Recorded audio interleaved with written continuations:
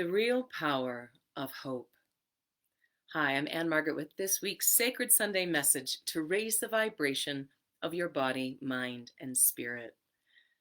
So, when all seems lost, a lot of us are feeling a lot of hopelessness and feeling like maybe a resignation about it or just wanting to move on or are burdened by the heaviness of this lack of faith. This is the moment. These are the moments in our lives of true faith or true demise, where we are uplifted by what we believe or whether we are crushed by it or having a lack of belief.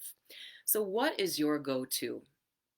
Today, in our Sacred Sunday talk, we're going to explore the secret for choosing the right path.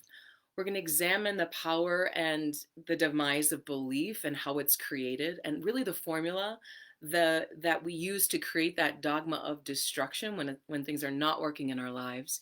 And then we'll also look at what this has to do with the crown chakra, the law of attraction. Some of you know that. And then also the secret, the true secret to manifestation. Because if we are aware of our soul's desire rather than our egoic desire, we'll realize very quickly that our prayers are always, always answered. So thanks for joining me for this week's Sacred Sunday message. Let's dive in. So first of all, let's look at the definition of hope. So hope in the dictionary says to cherish a desire with anticipation, to want something to happen or to be true. They list the word trust, and then also to desire with expectation of obtainment or fulfillment, to expect with confidence. Now, before we dive into the law of attraction and how that has everything to do with what we're talking today, let's look at the seventh chakra. So you guys know that I love, love, love the study of the energy bodies and how they influence our decisions, our patterns, our reality. And the crown chakra is located right on the top of the head, and it does not have a developmental age, so it develops on its own and has everything to do with our connection to universal consciousness, to God, to that unseen help that we so desperately need right now, to trust, to have faith, to surrender, so that when we're looking at our reality right now or any time in life where it's really, really challenging, how do we connect with that seventh energy center on the crown to be able to navigate through these times with confidence, with peace, and centered in our hearts? So this seventh chakra is connected to the co-creative energy in our life. So if we have a desire in life, we'll make a plan, we'll stage a strategy, and then we'll take action and go after it. That's one way to manifest, and that's more in the masculine realm. And what we're seeing now more than ever in the world is that not only is the power of that sacred masculine's ability to protect, to manifest, to make things happen important and critical, but the power of that divine feminine energy also to attract, to vision, to visualize, to keep that vision in our hearts and our minds, that faith is so critical, especially now. So the co-creative energy reminds us of that seventh chakra, reminds us that it's not just about what we think we want. It's not just about what we think should be in our lives if we are listening from a deeper place. And that's the place of the soul. So there is a very beautiful song that a lot of you probably know by the famous Garth Brooks. He's a country singer, Beware. But it's a beautiful, beautiful song called Unanswered Prayers. And I put a link for it in the notes and the references for today's talk. But you can imagine that the song is about, like, he thought that he wanted to marry this one girl, and thank goodness he didn't, because once he found his wife, he realized that, he was with this right match. And this is something that plays over and over and over again in our lives. I know on a personal note for me, there was a relationship in my life and my family that I thought was devastated. I thought that I felt hopeless about. I felt like that there would be no remedy to it, that there would be no positive outcome. But I knew deep, deep in my soul, deep in my heart, that if I were to give up, then it would for sure never heal. It would never come into alignment, into harmonious balance, into healing. And so every single day that I would wake up, I would choose love, I would choose trust, I would choose hope and faith that someday, if I kept aligning myself with forgiveness, with the vision I had for that relationship, that someday it would manifest and there would be healing there.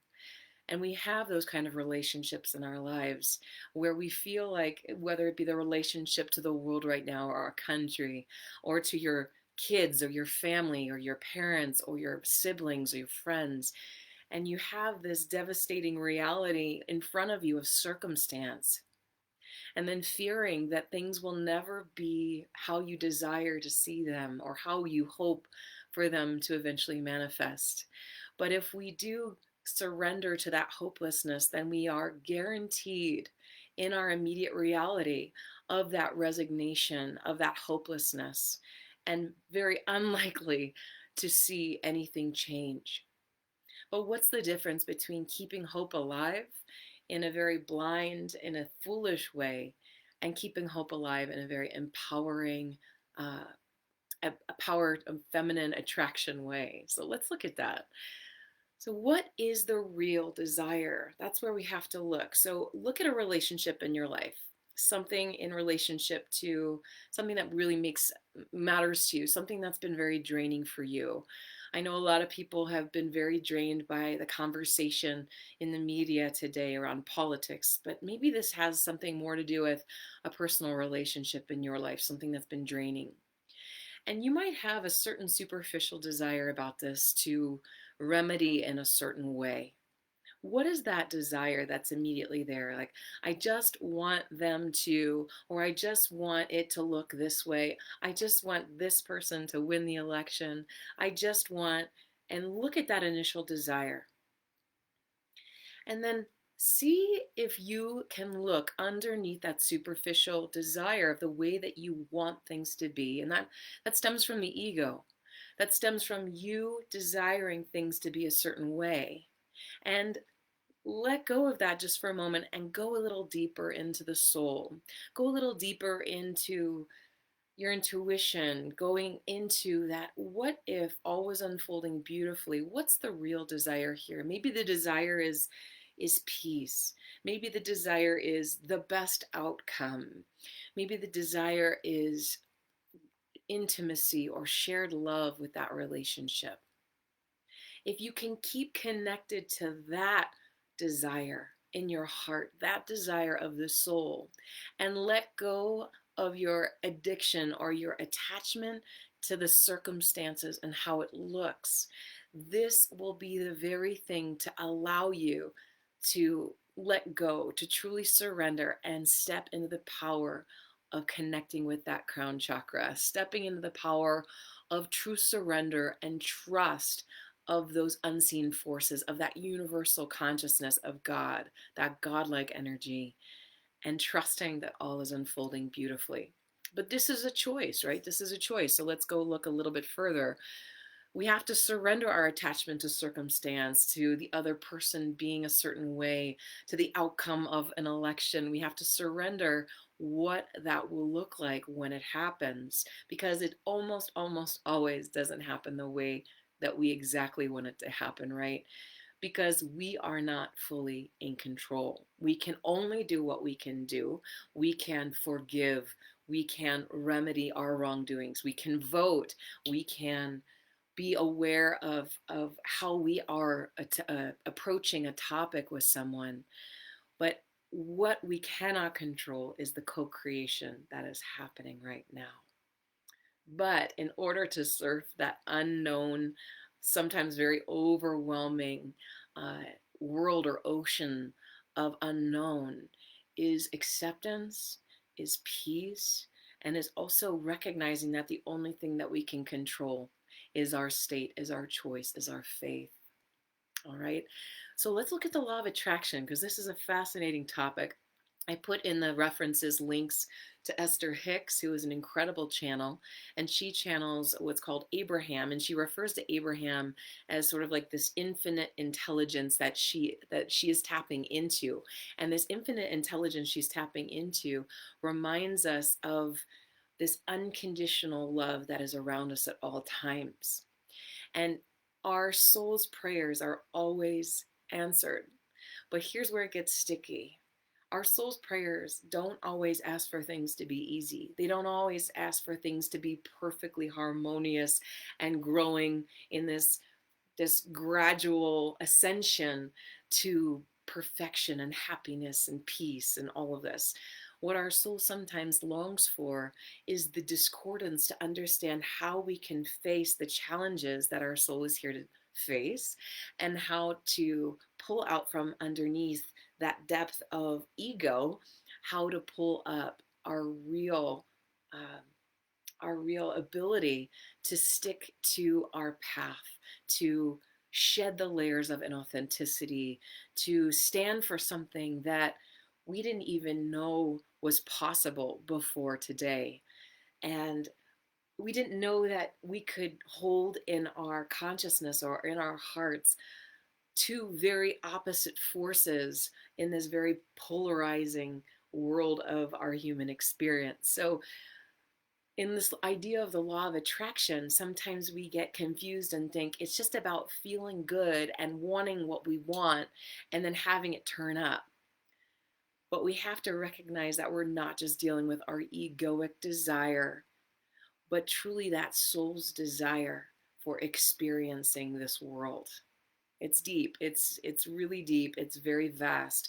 But let's look at this. So if we focus on just negative doom and gloom, we're going to attract more of that.